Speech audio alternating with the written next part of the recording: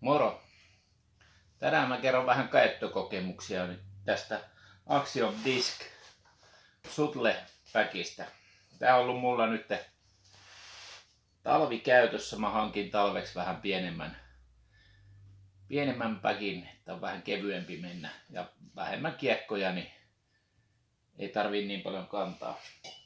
Viime talvena mulla oli tämmönen Grodicin BB4 ja tää oli aivan susi.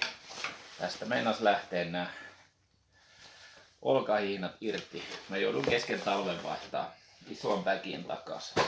Mutta tämä on kestänyt tosi hyvin koko talven. Täällä on olkahihnat paikoillaan. Kaikki on ehjää, vähän likainen, mutta jäänyt kuuluu asiaa. Putteritasku on täällä. Iso tasku, sinne mahtuu paljon puttereita. Mulla on 2 Nomadia.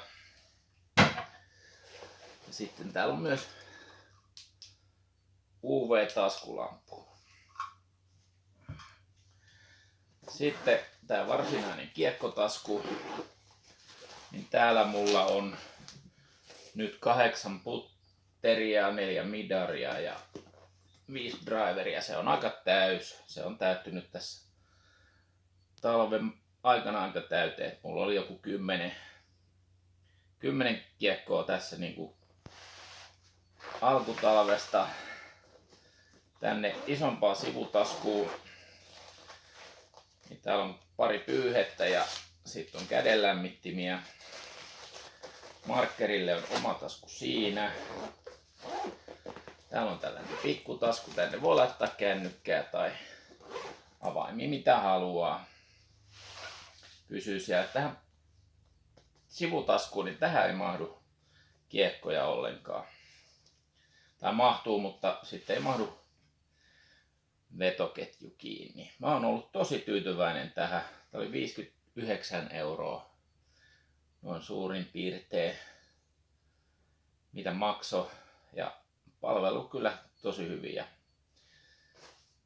kaikki on ehjää edelleen, että hyvä hintalaatusuhde. Ja mitä mulla talvella täällä on ollut, niin vähän nopeasti voin kertoa, että proksyjä 3 kappaletta, envyjä 3 kappaletta, sitten on tämmönen vähän testissä ollut Stabilizer Steamlinein kiekko, ei varmaan jää kesäpäkiin.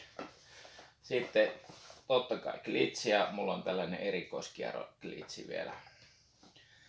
Ja sitten toinen mikä on tullut testiin on Glassdiscin Beach. Tää jää kyllä aivan varmasti myös kesäpäkiin.